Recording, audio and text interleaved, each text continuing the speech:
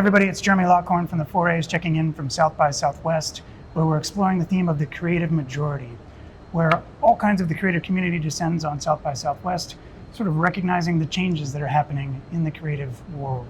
It used to be that there was an insular group of people that knew how to use the tools and knew how to produce and knew how to distribute. And now, of course, technology enabled everybody to be a creator. And so we're going to dive into that theme, and I'm excited to do so with Ken. Please introduce yourself to the folks. Hi, I'm Ken Madden. I am the Global Chief Technology and Innovation Officer for GPJ Experience Marketing. And I'm excited to talk about it. It's an interesting topic. Yeah. So lots of stuff going on here. What's going to matter 18 months from now? Oh, what's going to matter 18 months from now? Versus hype. Oh. And it doesn't have to be technology. It can be, is there a behavior shift that you see happening? Yeah. I think the biggest thing, I'm be a little jaded because we work in experience marketing, but face-to-face interaction matters. And I think face-to-face interactions are going to continue to increase in importance for people, especially as we try to figure out what's real, what's true. We try to build trust. It's a really important piece of that. Yeah. And I know we're say we're counting on it, but quite frankly, I think I'm counting on it as a human being that this matters. These interactions matter. It's so interesting coming out of the pandemic, a few years ago, and then the AI coming in like at this, during that window. It just magnifies the importance of experiential and in real life experiences and stuff that is real. No, it's funny you say that because I used to have these conversations. My teams were some of the busiest teams during the pandemic because we drive the tech, and so we learned a lot of really great things. Silver lining of the pandemic is we learned a lot of really great things about how to build experience and how to think a bit more holistically, how to think from a digital perspective. I really thought a lot more of it would stick around. But I think it was so important for people to get back to face. But you're right. Now you've got this other thing coming in, and it does. It is a question. Are we just gonna go have our agents do everything? Right. No, I hope not. Digital detox is already becoming a thing, and now AI feels like it's making that even more important. So that's what's hot. What's going to be hot in 18 months? Flip side, what are you ignoring? Deliberately ignoring? Because it's too hyped or whatever. I think it was fun. We're talking about this creator economy and the sort of leveling of the playing field. I think that there's anybody has and it's increasing every day, has the ability to make really good content. Like high fidelity, and it's just. It's getting you see all the Will Smith memes with the spaghetti and how much better they get. But the reality is some of the stuff that you're seeing on some of these seed dance things are the quality's insane, but it doesn't necessarily mean it's good art, And so I think the thing that I'm starting to ignore now is it's just it's this arms race of this constant one-upsmanship that, quite frankly, we're just. You have to pick your tools. It doesn't mean you're ignoring the other models or the other features or abilities, but the reality is that I'm trying to hone my skills and what it means to be a technologist with a brand new set of evolving tools. Right. And I'm just there were 2 years ago, I just exhaust myself trying to stay on top of every little incremental change, and I'm just not doing it anymore. It doesn't make sense. There just comes a point where you have to get okay with I'm just not able to keep up. Well, and you don't need the best tool. Some of the third and fourth tier tool are often good enough for what you're doing. Right. And so that's so resisting that temptation to chase the shiny object in a little bit. Okay, so we've touched on it a couple times already, but everybody is now in the creativity business. Again, it used to be sort of, agencies controlled a lot of that. The creative industry controlled a lot of that. But now it's everybody. When did that change for you, and what did it change for you? It's such a weird so like I've seen. So for me, I'm a music guy. I'm a lover of music. I have enjoyed. It's always been a hobby, but it's only been a hobby. And you know, I'm a bedroom DJ. You know, like and so like, but it has opened up new ways of working that, like, for the first time, I've actually distributed my own music. Okay. You know, Wow. I've been 50 years playing around with it, you know, Yeah. and now I've been able to release stuff because I can actually see it through because it changes my work Yeah. patterns. But Yeah. but I'm having to answer those questions about myself of like, am I okay with this? Am I okay with AI playing a role in it? What role am I okay with it playing? And, Right. you know, and I think I've kind of come around to this space of like, yes, it has created the ability for pretty much anybody to make things. It has helped me to, like, I can create film, I can create video, I can create images that I have the visuals in my head, but I couldn't create them before. So Yeah. I think from that perspective, like, I'm able to create things that I quite frankly think have artistic value and seems to be appreciated in that way by Yeah. people. But there's a lot that just isn't, like all the slop, like Yeah. you know. And so I think it's I think it's like any art movement that's technology based, like going back to the Renaissance. It's like at the end of the day, it's like you're having new artists come in, Yeah. and there's nothing wrong with that. You know, Yeah. Great art's Yeah. great art. Yeah. At the end of the day. Yep. But bad art is also bad art, and Right. there's just a lot more of it. Yeah. So Because it's so much easier. Yeah. You're talking about sort of personal creativity there, which is Yeah. great. Yeah. How has agency creativity changed in Yeah. this world? I mean, it's funny. I would just build on the same thing that like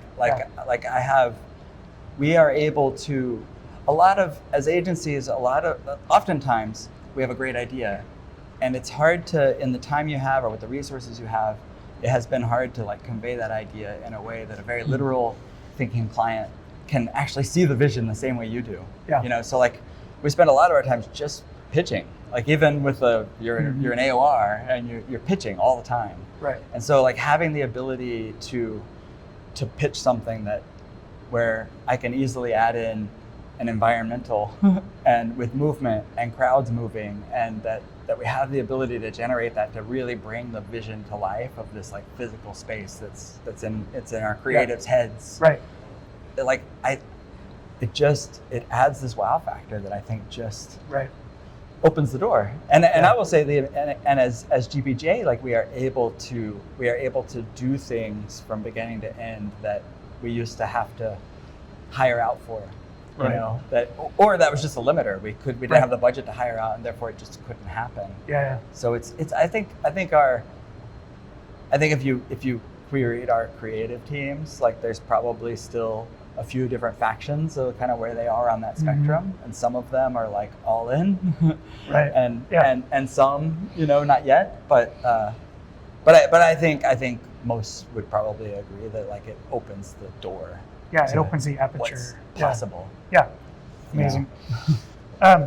So the 4As released our look ahead report last year, and part of that was a hypothesis that agencies are going to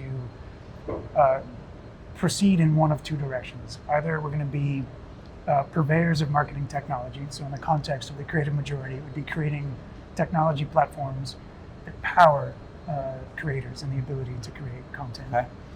Or higher order strategic thinkers and strategic consultants with clients. And of course, there's a hybrid middle. Yeah. But, like, kind of given everything that you're seeing now, which one is more urgent? And can you realistically make a choice between the two? I feel like we are in a sort of beautifully unique place in the experiential world because we are focused on building human experiences. A vast majority of them are physical experiences or are amplification of Right. physical experiences, like keynote live streaming, and, you know. So I think for us, at the end of the day, like, the product is real, it's tangible, and so it is definitely enabling our strategic thinkers to get there faster, to process more information, to sometimes just to extract from a client what they're even right. thinking and about, Yeah. you know, making it easier for them. And then at the same time, I think we will have an increasing number of workflows that might even be patentable, kind of like Yeah. your IP becomes the way you work. Right. And so I think we'll see both in our Yeah. in our industry. And I don't know if that's unique to like what our end product is, but at the end of the day, like we have these 5 key tenets around AI. We put them in place. That was one of the first things I did, was to put these tenets in place, because we knew it was going to be moving extremely quickly, and we just needed some guardrails. Yeah. And the very first one is empowers our talent. And so we look at everything we invest in Yeah. AI through that lens of Yeah. how does it empower our people to work better, faster, you know. At the end of the day, like faster is one piece of it. Like clients are like efficiencies, but I want it to be faster so that we can spend more time on the better, Right. you know. Yeah. Yeah, and the word choice there with your first tenet is very important, right? Like It is. it's empower, not replace. Yeah, exactly. Yeah. Oh, exactly. I mean, Yeah. and that eventually became a vision, a mission statement, and it is AI is the catalyst. Like Right. that is very, and it's Yeah, yeah. big, bold brand yeah. letters. Like. Yeah, so do you have much opportunity in your work to engage with creators? Like, do you bring them into, and we can cut this out if you don't want to talk about it. Let me ask the question again. Yeah. In your experiential work, do you have an opportunity to engage with the creator community? Yeah, I mean, I think the answer is yes, but I mean, a lot of our people, whether they're even outside of the creative department, many of them are creators as well. Yeah. You know, so I'd say probably yes. Yeah, you know, yeah. It's just sort of a natural, everybody's got a organic. side hustle. Like everybody's Right. got a thing, and honestly, it's empowered people's side hustles. You know, Yeah. like. Yeah. So I think the answer is yes. I mean, Yeah. I would put myself in that bucket, quite frankly. Yeah. You know. Right. I mean, So, everything you've been talking about. In terms of, and it's like we were here in this building, you know, and there's a creator experience here built around music, and Lander was a part of that, and I didn't realize it was Lander until we were in the little exit piece, and I was like, I was a little fanboy over it because it opened my world to to actually be able to finish these things and master them and distribute that. Like I use the distribution platform that Lander provides, and he was showing me this little studio of like even just the workflow of like being able to take what you've created yourself and hook the output of that into the input of their studio product, and then prompt an additive piece, and it'll make that one stem for you, and you can just drag it right across. And I'm like, just it's the workflow thing that it just changes. Yeah. You know, you know what it is it actually removes a lot of the old friction in the creative process. And I think that's the piece that like if you come at it that way, you get to like really exciting creative stuff that you're proud of. Right. And you know, if you're just automating the whole thing, that's not exciting to me. You know, it's like, how does it enable me to get what's up here? Right. Yeah, and it's not about efficiency. It's about sort of that creative discovery journey and how it removes friction. And I never thought about it that way. For me, it is about efficiency, but it's because the only way I'm going to have the time to finish is if I get all those parts that are laborious out of the way, so that I could just, when I have an hour, I can spend it on the creative part and not all the weird setup, mundane parts, you know? So inside of the organization, as all of these like tectonic changes are happening in our ecosystem, how has your organization changed in the last, let's call it 12 months? You know, it could be we're hiring different kinds of people. It could be we're structuring things differently. Measuring value differently. In several ways, actually. I mean, first and foremost, to say that the announcement of me in this global CTIO role. Congratulations again. Thank you.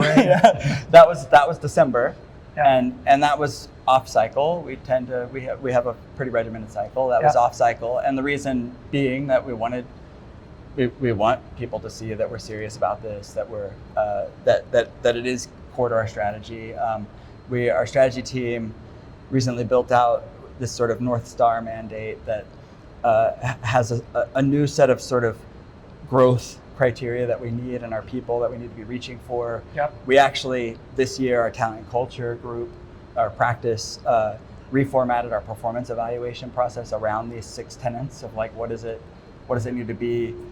Our recruiting, all of our recruiting positions, no matter what the position, now have these like tech and AI pieces that are a part of that criteria that we're looking for in people. We need tech savvy people no matter what you do. At least we need innovators, you know? Yeah. We can teach the skills, right. but we need innovators. You have to have an innovative mindset. Yeah. So it's, you know, and it is one of our core pillars. And so we make a lot of decisions based on, I now have a team of people focused on automation and AI. Okay, cool. But from an innovation standpoint, and then we can hand that off to IT to scale and grow. And my relationship with talent culture has changed because it's all change management at this point. Right. You know, it's training and it's culture and it's community and it's mindset. And it's top down and bottom up and it's changing everything. Yeah, right. And the change management piece gets overlooked so frequently. It's huge. Absolutely necessary. Yeah. You still have the people out there that think that I've got a bag full of magic beans that are going to fix everything, and it's just not the case. I'm like, no, you're going to roll up your sleeves, and we're going to do this together. I'm like, I don't know your work. I can't. You're the expert in what you do. I can put technology to work to make that better. You know. So. All right. Here's my last question. Okay. Pretend you're new to the industry. You're first year out of college. You're starting at an agency. What advice would you give yourself? You know, now you're in the time machine. I mean, I think just have a point of view and don't be afraid to ask questions. Like, I think that's the biggest thing. Curiosity. Oh yeah. It's I remember when I kind of I got my first corporate job, and I was sitting around a round table. I was in IT, and listening to these guys try to troubleshoot some server issue, whatever. And in my head, I'm like, it was such an easy answer, but I was so afraid to sort of say it. And then I finally was like, well, guys, could it just be X, Y, Z? And then they all looked at each other. And I was like, and that kind of like, I had one of those moments early in my career that I think, quite frankly, is why I've spent a whole career sort of creating new capability, new practice. But if I hadn't had that, you know, you get a lot of people where the levels matter and you're wide-eyed. But that was just an unlock for you to, Just don't be afraid to ask the question. And managers, don't shut that down. Right. You know, create the safe space for that to happen. Exactly. Exactly. All right. Even if it's a horrible idea, applaud the courage. I was at a Google thing a while ago where they talked about inside of one of their innovation organizations, they had this thing they call a FAIL award. Okay. And it stands for first attempt in learning. Which I thought was just a brilliant way to talk about it, right? Like, to your point, like, it may be terrible, but celebrate that, right? Because that's how we learn. It's so funny you say that, because we had a big leadership meeting last year, and that was one of the big things that I said is like, we have this sort of mantra internally that we say, I won't repeat here, but that's like an internal, like, it's a break a leg kind of a thing, but it's a, you know, but it's very much like, not like, don't mess it up, you know, like kind of, and I'm like that language, like, we have to change that language. Like, there's a place for that, absolutely. But at the same time, like, what you don't want is for somebody new that comes in to walk around going like, oh, I can't mess anything up. Like, instead of like creating safe spaces for experimentation, you know, like, how do we're mitigating risk on trying new things. And, but I mean, we talk about it on the committee too, but it's like, that's a space where like our clients have to be willing to co-create with us. Because we can't, again, back to the magic beans, like we have to create these new ways of working together. And if we don't do that in lockstep, then nothing's going to change. You know? And we'll all just be lost. All right, that is a perfect place to leave it. Thank you again for making time to do this. I really enjoyed seeing you in Austin. Yeah, likewise. Stay tuned, everybody, for more updates from the forays during the weekend at South by. Thank you.